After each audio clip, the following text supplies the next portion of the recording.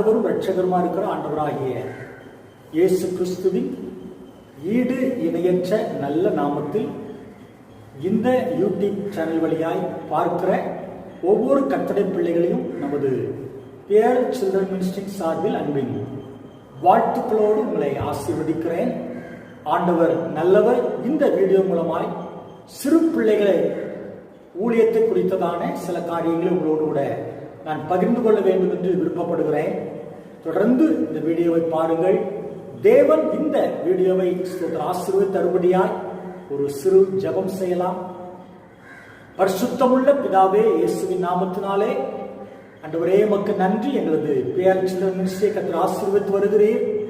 ஆண்டவரே உமக்கு நன்றி. இந்த யூடியூப் சேனல்ல ஆண்டவரே இன்றைக்கு அடிமை போட போகிறதான ஆண்டவரே உமக்கு நன்றி. ஆண்டவரே சிறுவர் ஊழியத்தை குறித்ததான முக்கியத்துவ ஆண்டவரே இந்த பாடத்தை கர்த்தர்களுக்கு ஆசீர்வதித்து தர வேண்டும் என்று ஜெபிக்கிறோம்.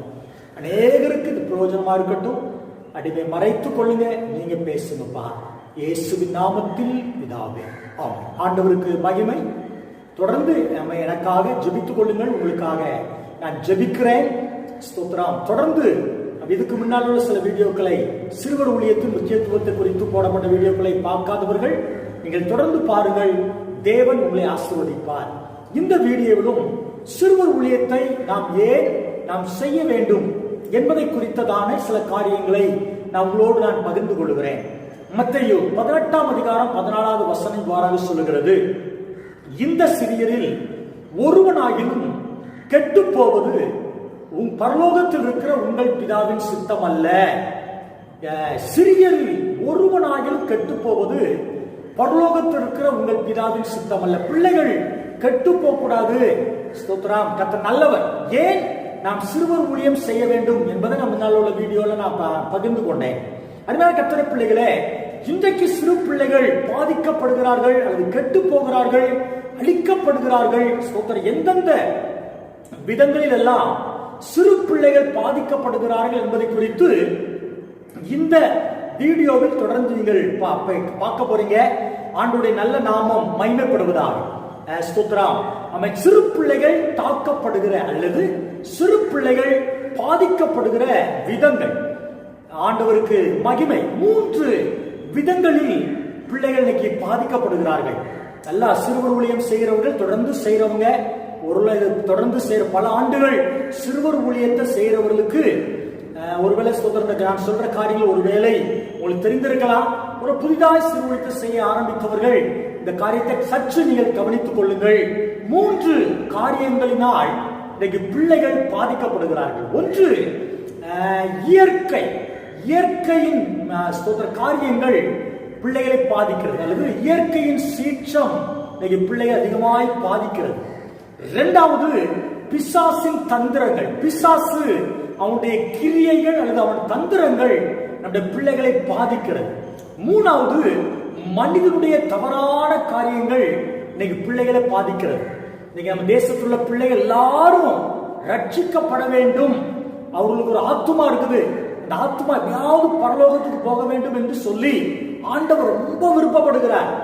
சிறுவர் ஊழியத்தின் மிக முக்கியமான நோக்கமே பிள்ளைங்க ரட்சிக்கப்பட்டு அந்த பிள்ளைங்க ஆவிக்குரிய வாழ்க்கையில வாழ்ந்து, அது மாத்திரமல்ல சோதரர்கள் ஆத்துமா பரலோகத்துல தேவ சமூகத்துல போக வேண்டும் என்பதற்காக தான் நாம் சிறுவர்களை நம்ம செய்ய வேண்டும். ஆனால் அதற்கு தடையா 3 காரியங்கள் வருகிறது. முதலாவது, இயற்கையின் சீற்றம் நம்முடைய பிள்ளைகள் அதிகமாய் பாதிக்கிறது. ஸ்தோத்திரம். யோசித்து பாருங்க.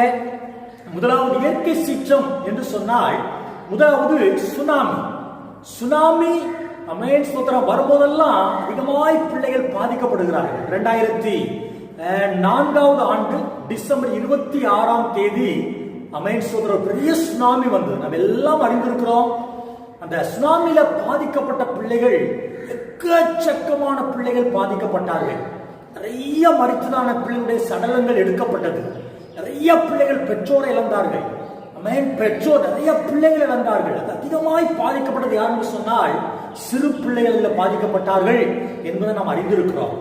2வது, கொள்ளை நோய். இங்கெல்லாம் எந்தெந்த தேசங்களில் எல்லாம் கொள்ளை நோய் வருகிறதோ அந்தந்த இடங்களில் முதலாவது பாதிக்கப்படுவது நம்முடைய சிறு பிள்ளைகள் தான். சில ஆண்டுகளுக்கு முன்பாக பன்றிக்காய்ச்சல் என்கிற ஒரு நோய் வந்தது, ஒரு கொள்ளை நோய் வந்தது. அதுல முதல் பலி பேப்பர்ல வந்துதான் நியூஸ், முதல் பலி 5 வயது சிறு பிள்ளை என்று பேப்பர்ல போடப்பட்டிருக்கிறது. அதுமாதிரி கத்திர பிள்ளைகள் பாருங்க, எங்கெல்லாம் கொள்ளை நோய் வருகிறதோ, இந்த 2020 கொரோனா என்கிறதான ஒரு கொள்ளை நோய் வருகிறது. இப்ப அரசாங்கம் சின்ன பிள்ளைகளையும் வயது முதிர்ந்தவர்கள் அதிகமாய் தாக்குறது என்று அரசாங்கம் சொல்லி இருக்கிறது. யோசித்து பாருங்க, கொள்ளை நோய் எங்கெல்லாம் வருதோ அங்கெல்லாம் பிள்ளைகள் பாதிக்கப்படுறாங்க, தாக்கப்படுறாங்க.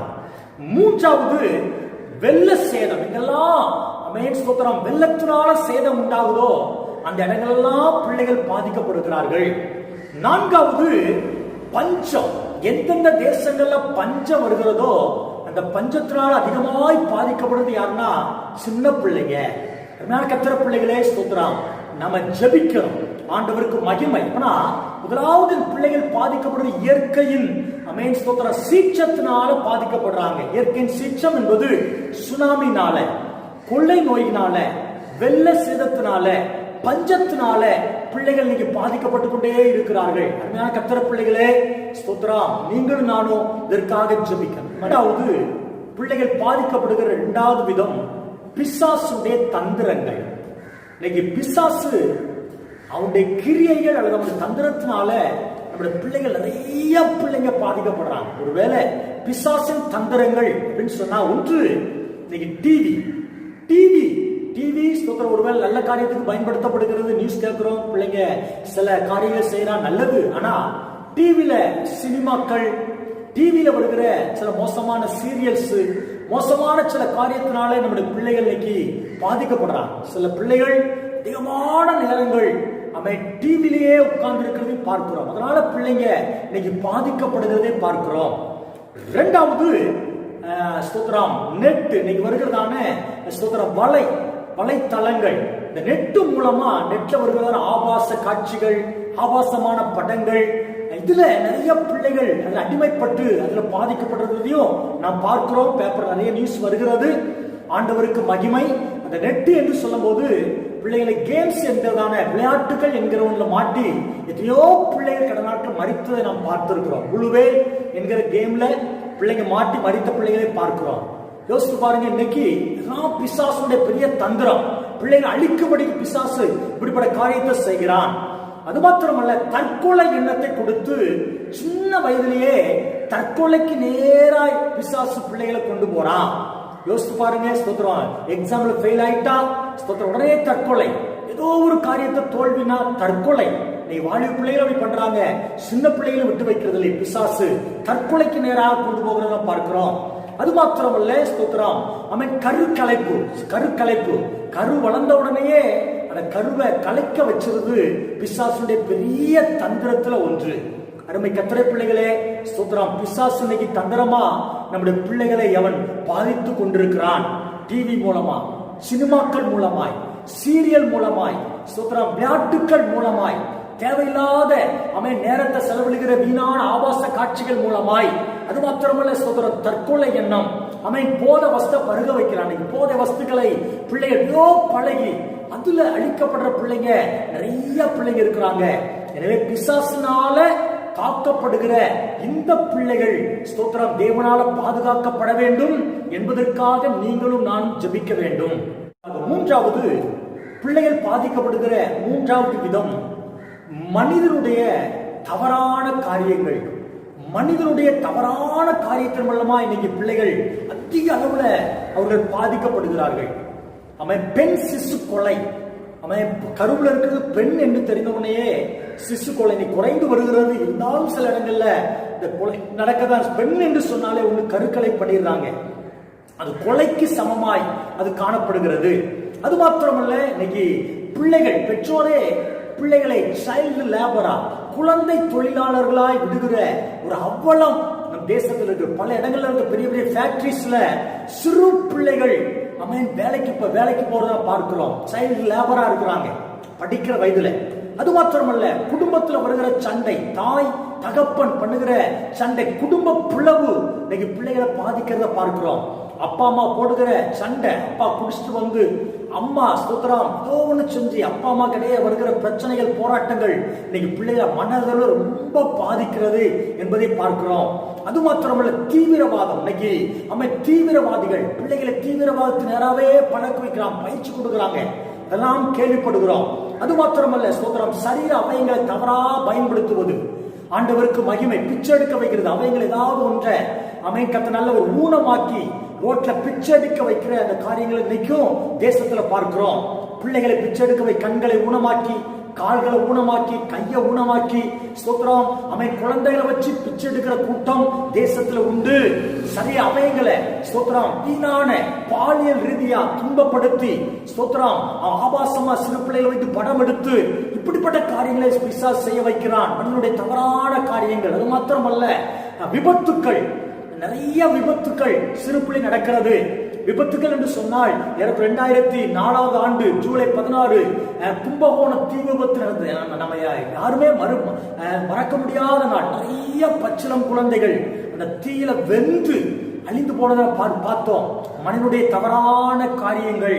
கர்த்தருடைய பிள்ளைகளே ஸ்தோத்திரம், விபத்துக்கள். ஆட்டோல குறிப்பிட்டால் தான் ஏறணும், ஆனா பிள்ளைகளை மாடுமா நிறைய ஏற்றி ஆட்டோ விபத்துக்குள்ளாகி பஸ் ஸ்தோத்திரம் சரியான மெயின்டெனன்ஸ் இல்லாம பஸ்ல பிள்ளைங்க மறிக்கிறத பார்த்திருக்கிறோம். பிள்ளைகளே, இதெல்லாம் மனிதனுடைய தவறான காரியங்கள்.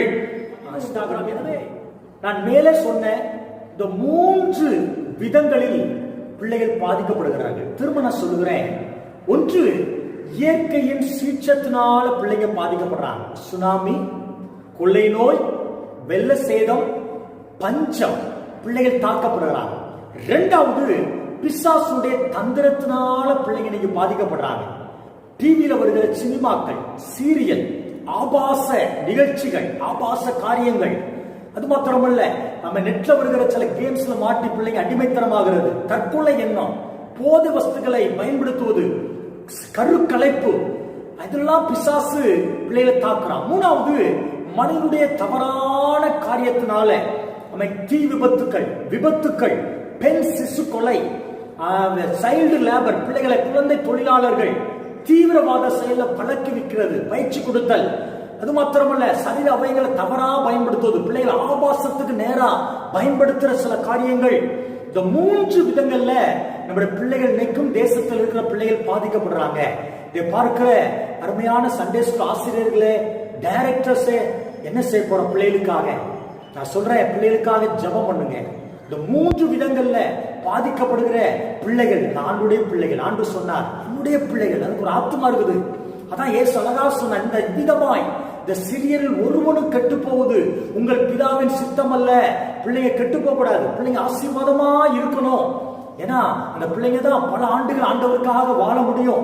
ஒரு சின்ன பிள்ளை, ஒரு புள்ளி விவரம் சொல்லுது பாருங்க, தேவனுக்காக அதிகமாய் பயன்படுத்தப்பட்டு வருகிற மிஷனரிகள், தேவனுடைய ஊழியர்கள், போதகர்களில் அநேகர் 12 வயசு உட்பட்டவர்களாம். ஆண்டவருக்காக பயன்பட்டு வருகிற போதகர்கள், மிஷனரிகள், சுவிசேஷர்கள், அதுல அதிகமான ஆட்கள் 12 வயசுக்குள்ள ரட்சிக்கப்பட்டவங்களாம். சின்ன வயசுலயே இயேசு ரட்சிக்கப்பட்டவங்களாம். யோசித்து பாருங்க, எவ்வளவு சந்தோஷமான ஒரு காரியம். இன்னைக்கு சிறு பிள்ளை, நாளைக்கு வாலிபன், ஒரு பெரிய தலைவன். யோசித்து பாருங்க, பிள்ளைகளுக்காக ஜெபிக்க மறந்துடாதீங்க. இந்த 3 விதங்கள்ல, இயற்கை சீற்றத்தினால, பிசாசின் தந்திரத்தினால, மனித தவறுனால பாதிக்கப்படுற பிள்ளைகளுக்காக ஒவ்வொரு நாள் ஜெபியுங்கள். அது மாத்திரமல்ல, நேரம் கிடைக்கும் போதெல்லாம் ஆண்டவருடைய கிருபையினால இயேசு அன்பை சின்ன பிள்ளைகள் பார்க்கிற பிள்ளைகளுக்கெல்லாம் செய்யுங்க.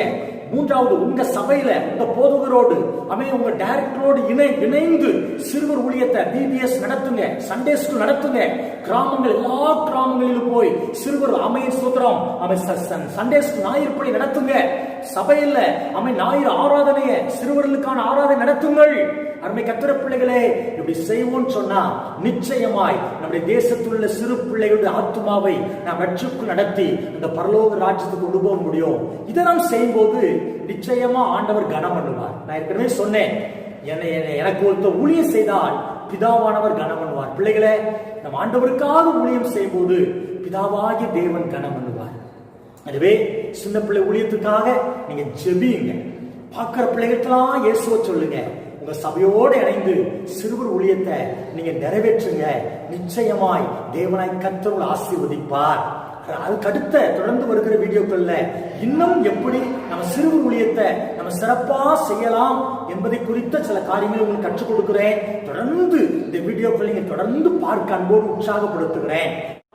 பரிசுத்த பிதாவே, இயேசுவின் நாமத்தினாலே இந்த யூடியூப் வழியாய் இந்த சிறுவர் ஊழியத்தினுடைய முக்கியத்துவத்தை குறித்து கற்றுக் கொடுக்க உதவி செஞ்சீங்கப்பா. இதை பார்க்கிற ஆசிரியர்கள் நாங்கள் எல்லாரும் பிள்ளைகளுக்காக ஜெபிக்கிற பாரத்தை தாங்கப்பா.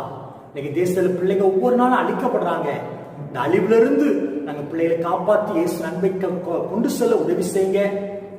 ஒவ்வொரு திருச்சபையிலும் சிறுவர் ஆராதனை, ஒவ்வொரு கிராமங்களிலும் ஞாயிறு நடக்கும்படி உதவி செய்யுங்க. டீச்சர்ஸ், டைரக்டர்ஸ் எல்லாரையும் ஆசீர்வதிக்க வேண்டும்படி ஜெபிக்கிறோம். ஒவ்வொரு வீடும், ஒவ்வொரு விசுவாசி வீடும் ஒரு ஞாயிறு பள்ளி மையமாய் மாறட்டும் ஐயா. ஆண்டவரே, இந்த யூடியூப் ஆசீர்வதித்து கொடுத்ததற்காக நன்றி. தொடர்ந்து பெரிய காரியங்கள் செய்ய, இன்னும் தேவையான சிறுவர் ஊழியத்தை குறித்த வீடியோக்களை நாங்கள் ஆண்டவரே ஸ்தோத்திரம் போடும்படி ஞானத்தை தாங்க. இயேசு கிறிஸ்துவின் நல்ல நாமத்தில் தாழ்மையோடு ஜெபிக்கிறோம் எங்கள் நல்ல பிதாவே, ஆமென். ஸ்தோத்திரம். நம்ம இந்த வீடியோ பார்த்து கர்த்தர் எல்லாரையும் கர்த்தர் ஆசீர்வதிப்பாராக. ஆமென்.